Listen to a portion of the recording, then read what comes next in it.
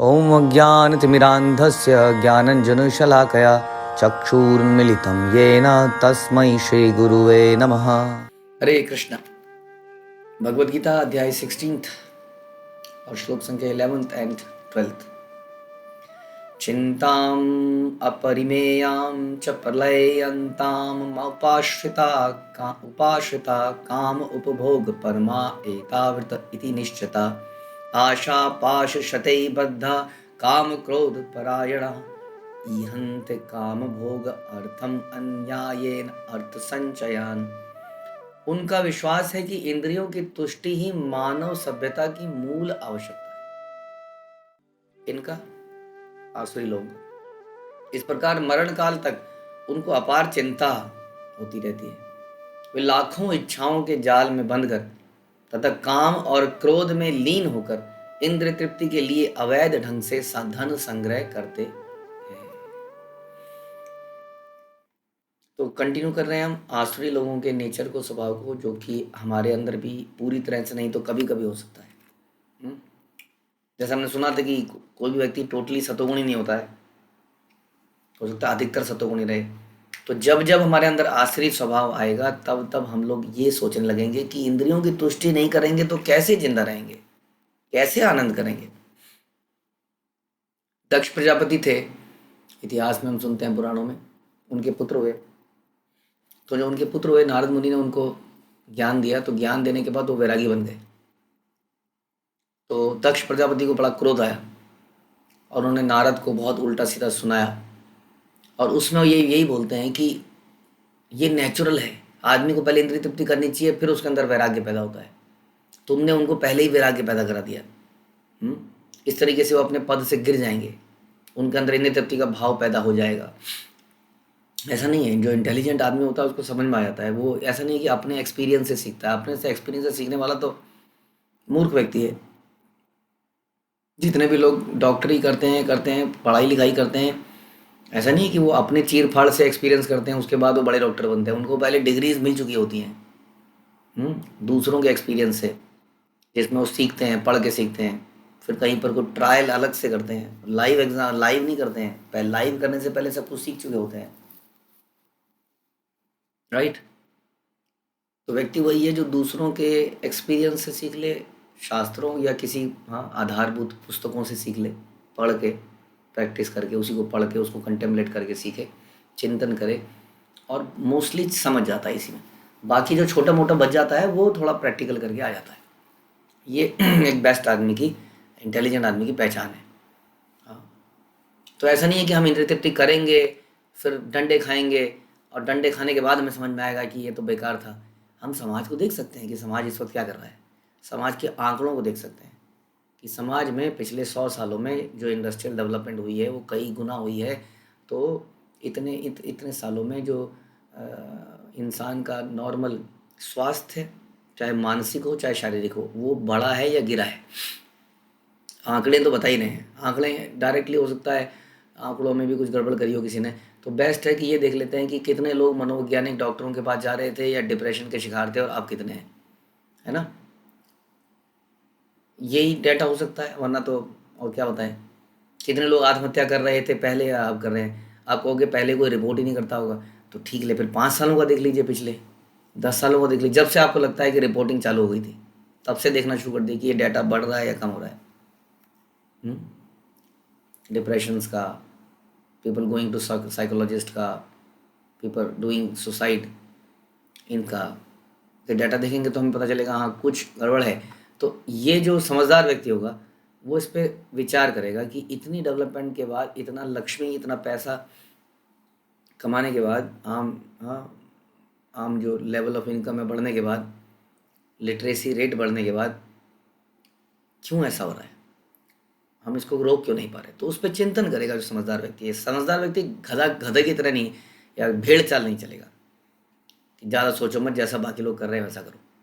सब लोग 12वीं पढ़ते ही हैं, सब लोग इंजीनियरिंग करते हैं, सब लोग कुछ अकाउंटिंग करते हैं, सब लोग कुछ साइंस किसी लाइन में जाते हैं, तो हम भी जाएंगे। Why I should be different. लेकिन हम ये नहीं देख रहे हैं कि ये सब करने के बाद क्या वो सुखी हैं कि नहीं है। इतना चिंतन नहीं कर रहे हैं। मे भी हम हो सकता है कि कभी कभी दुखी हूँ, लेकिन मोस्टली तो सुखी है ना। क्यों? क्योंकि वो आइसक्रीम खा पा रहे हैं, एसी चला पा रहे हैं। Is it real happiness? हाँ। सबसे पहले तो ओबेसिटी बहुत बड़ी समस्या हुई है, कमर का दर्द बड़ी बहुत समस्या हुई है ना। कई सारी प्रॉब्लम हो ही गई हैं। इतनी सारी कंटिन्यूस प्रॉब्लम के बीच में अगर आपने 5 मिनट एक, हाँ, कसाटा भी खा ली, तो क्या वो वाकई में हैप्पीनेस है? निरंतर दुख में रहने के बाद, ऑफिस की टेबल में, सीट में 8-10 घंटे स्ट्रेस में बिताने के बाद, 10 घंटे के स्ट्रेस के बाद 10 मिनट का आनंद, क्या ये रियल आनंद है? या वो 10 घंटे का आनंद आनंद होना चाहिए था? तो ये जो बीच बीच में जरा जरा से झलकियां हमें दिखती हैं आनंद की, इसको हम वास्तविक आनंद नहीं मानते हैं।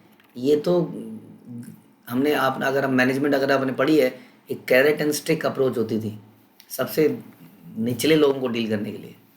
हायर लोगों को तो आपको जॉब सेटिस्फैक्शन देना पड़ता है, चैलेंजिंग जॉब देनी पड़ती है, तो motivation theory becomes different for hire people.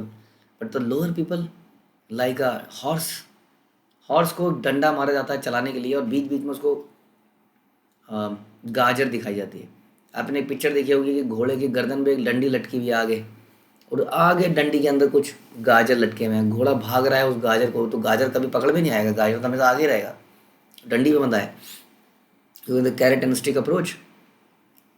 और वो जरा सी झलकी, जरा सी चीज़ के लिए, जरा सी घास के लिए, जरा सी किसी मटेरियल गेन के लिए हम बहुत सारा पेन लेते हैं। और ये आसुरी सभ्यता जिसमें कि वो कहता है कि ये जो तुष्टि है यही मूल आवश्यकता है, जो थोड़ा सा आनंद मिला यही हमारा जीवन है। हाँ, एक मजदूर को पूरे दिन के काम करने के बाद जरा सी रोटी मिलती है, जिसको मिर्च की चटनी में खा लेता है। हाँ, और मिर्च की चटनी, नमक मिर्च न मिलाया, रोटी में थोड़ा सा करा और खा गया, यही उसके जीवन का आनंद है। अब आप कहोगे कि बेचारा गरीब है, क्या करें? नहीं, गरीब नहीं है, यही तो समस्या है। वो सबसे अमीर व्यक्ति की संतान है, भगवान की संतान है, लक्ष्मीपति उनकी संतान है, गरीब नहीं है। गरीब अपनी अज्ञानता की वजह से, वो इतना दुखी होना डिजर्व नहीं करता है। लेकिन वो जब उस रोटी में ही सुखी हो गया है, मिर्ची और नमक की चटनी के साथ, तो क्या करें? इसका मतलब ये नहीं हम कह रहे हैं कि कारों के पीछे जाओ, तो कार वाला भी हम रोटी वही कह रहे हैं, हम उस कार वाले को ही कह रहे हैं। कोई भी मटेरियल सुख वाकई में उस रोटी और नमक की चटनी के जैसा है, जिसके साथ में इतना बड़ा दुख है। उस लेबर ने तो पूरे दिन ईंटें ढोई होंगी स्ट्रेस फ्री होके, लेकिन जो मालिक है वो भी कोई बहुत अच्छी कंडीशन में नहीं है। उसके जीवन में भी बड़े सारे संकट हैं, बड़े सारे दुख हैं। हम्म, पत्नी लॉयल नहीं है, बच्चे मानते नहीं हैं, घर में प्रॉपर्टी का झगड़ा है, न जाने क्या क्या दुख, जो कि हमारे जीवन में चलते ही रहते हैं। नहीं तो उसकी शरीर में, उसके कमर में, उसके हाथ में, उसके घुटनों में। हाँ, तो ये जो है, ये सब की सच्चाई है जिसको डाटा बता रहा है। अगर आप डाटा देखना चाहें तो, अगर इंटेलिजेंट होंगे तो, इसलिए इसके बारे में सोचना चाहिए। नहीं तो आसुरी लोग क्या करते हैं, वो कहते हैं यही जीवन है, इस प्रकार मरण काल तक उनको अपार चिंता रहती है, बता रहे हैं। क्योंकि बहुत सारी प्लानिंग बनाता है। श्रील प्रभुपाद लिख रहे हैं कि निरंतर प्लानिंग बनाता है व्यक्ति, हमेशा कुछ ना कुछ प्लानिंग बना रहा होता है कि अब हम ये करेंगे, अब हम ये करेंगे, ये फेल हो गया तो ऐसा करेंगे, अब हम ऐसा करेंगे। तो उसकी प्लानिंग्स कुछ ना कुछ चलती रहती है, इसलिए वो हमेशा चिंताओं में रहता है।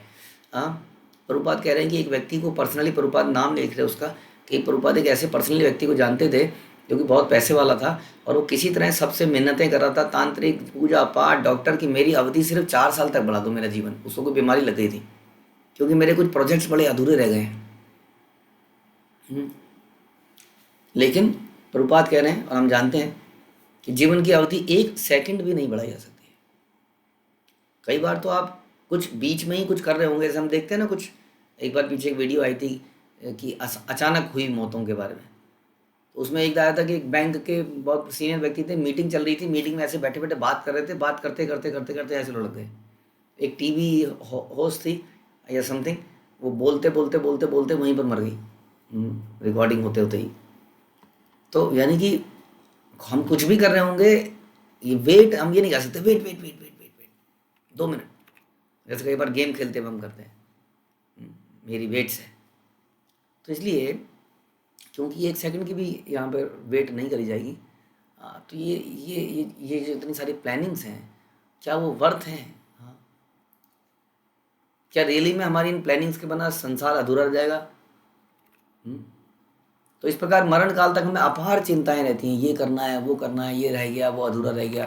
और हम यही चर्चा कर रहे थे कि इंसान के पास इसलिए टाइम भी नहीं है भक्ति करने का, सोचने का टाइम नहीं है उसके पास।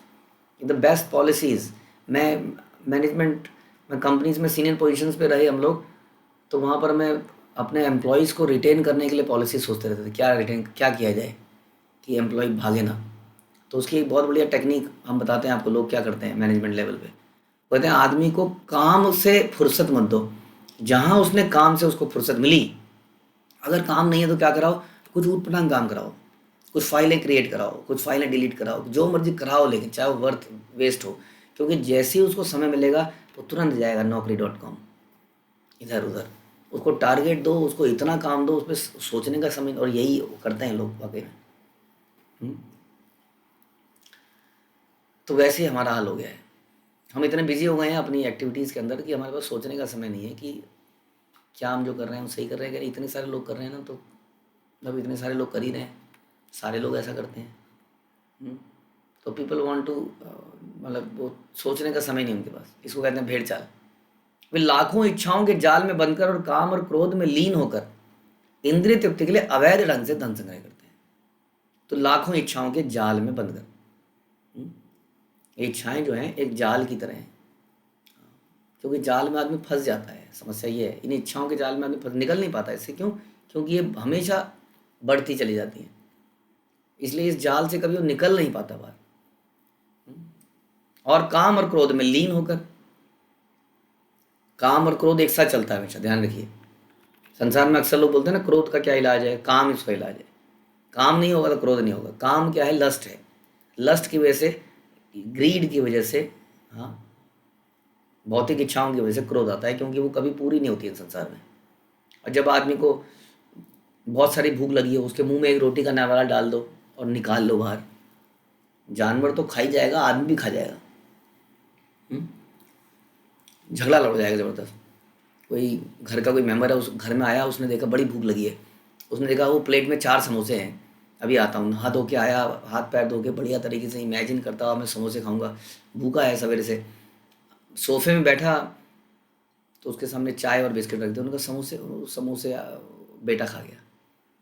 अब चाहे बेटा ही खा गया, वो इतना ज़बरदस्त गुस्सा आएगा उस आदमी को, और कहीं और खा गया हो तो फिर तो, सवेरे से आया हूँ, बचा नहीं सकते थे मेरे लिए, ये वो है, कमाता रहूँ तुम लोगों के लिए। हाँ, तो ये जब इच्छाओं में बाधा पड़ती है तो हमें क्रोध आता है।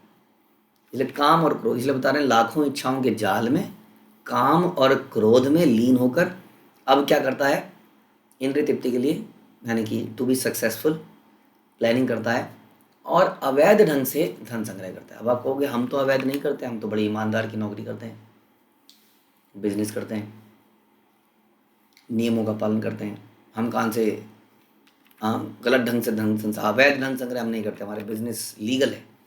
हमारा बिजनेस लीगल है as per the local government. माना कि आप दुबई में रहते थे, आप एक बिजनेस चलाते थे, अब दुबई में माना सेल टैक्स, जीएसटी इत्यादि नहीं है, तो आप बिजनेस चलाते आए, फिर एक समय ऐसा है कि आपको इंडिया में आना पड़ गया। अब इंडिया में भी आपने बिजनेस चला लिया, आपको क्या पता कि यहाँ पर इंडिया में जीएसटी लगता है, हाँ, और आपने बिजनेस चलाया, थोड़े दिनों बाद जीएसटी वालों ने छापा मार दिया और आपके ऊपर टैक्स लगा दिया या पेनल्टी लगा दी। तो हम जब भी, हम तो कोई लॉ फॉलो कर रहे हैं, लेकिन हम एक लोकल लॉ फॉलो कर रहे हैं, हमें भी नहीं मालूम कि सारे लॉ हम फॉलो कर रहे हैं कि नहीं। संसार के अंदर भी अगर हमने इस संसार के लॉ फॉलो कर भी लिए, तो क्या भगवान का लॉ फॉलो कर रहे हैं? क्वेश्चन तो ये है, क्योंकि सारे नेचुरल रिसोर्सेज, सारी चीज़ें जिस पे आपका कोई ना कोई बिजनेस डिपेंड करता ही है किसी प्राकृतिक देन के ऊपर, वो वस्तुएं भगवान से ली गई हैं, और भगवान को कोई रॉयल्टी, कोई जीएसटी, कोई टैक्स, कोई पेमेंट, कोई परचेज प्राइस नहीं दिया जा रहा है। तो क्या ये इलीगल तरीके से धन संग्रह नहीं है? ऑल दो आपने जीएसटी दे दिया, आपने कुछ दे दिया, आपने किसी एक सरकार को मान लिया, पता लगा दूसरी सरकार, पता लगा हम पर्यावरण वाले आ गए, पर्यावरण वालों बोला भैया तुम ये काम चला रहे हो, जीएसटी से हमें मतलब क्या है, तुमने पर्यावरण टैक्स दिया। हाँ, फिर कोई फूड वाला आ जाएगा, भैया तुमने ये फूड को में लाइसेंस लिया था, इसकी जांच कराई। फिर कोई और है ना, यहाँ के लॉ ही नहीं फॉलो कर पाते तो भगवान के लॉ, इसलिए कहते हैं कि ये सब इलीगल तरीके से हम धन संग्रह कर रहे हैं, क्योंकि इसमें हम धन ले तो रहे हैं लेकिन जिससे हम सब कुछ प्राप्त कर रहे हैं उसको कुछ नहीं दे रहे हैं। इसलिए प्राचीन संहिताओं में, पुराणों में दान की इतनी संस्तुति की गई, क्योंकि हम जानते हैं ऐसा कोई भी कार्य करेंगे तो उसमें कुछ ना कुछ गलत तो हो ही जाता है। और अल्टीमेटली बहुत बड़ा गलत तो ये हो रहा है कि अगर हम खाना भी खाते हैं और भगवान को उसके लिए ऑफरिंग नहीं करते हैं तो भगवान कहते हैं वो भी पाप खा रहे हो, चाहे आप शाकाहारी क्यों ना खा रहे हो। अब इस तरीके से देखा जाए तो खाना खाना भी पाप है, जो कि जीने की ज़रूरत है। तो धन संग्रह के बारे में क्या बोलें फिर, है ना। तो इसलिए हमारे हर काम में पाप छुपा है, क्योंकि हमें धर्म की नॉलेज नहीं है। इसलिए सबसे बड़ा व्यक्ति तो वही है हमारे लिए जो इस धर्म को हमें सिखा दे, ताकि हमसे पाप होने बंद हो जाएं, ताकि हमारी जीवन सुचारू रूप से चले और अल्टीमेटली जिस पर्पज़ से संसार में आए थे उसको पूरा करें और फिर चले जाएं। ये ज्ञान देने वाले लोग संसार में प्राय लुप्त जैसे ही हैं, जो कि श्रील प्रभुपाद ने फिर एक मिशन को छेड़ा और उसको जागृत किया।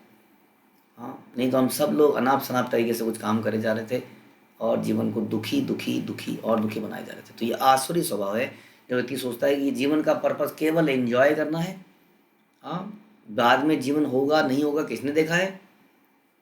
वो आदमी, प्रभुपाद कह रहे हैं, बहुत सारी प्लानिंग करता है लेकिन हमेशा चिंता में रहता है।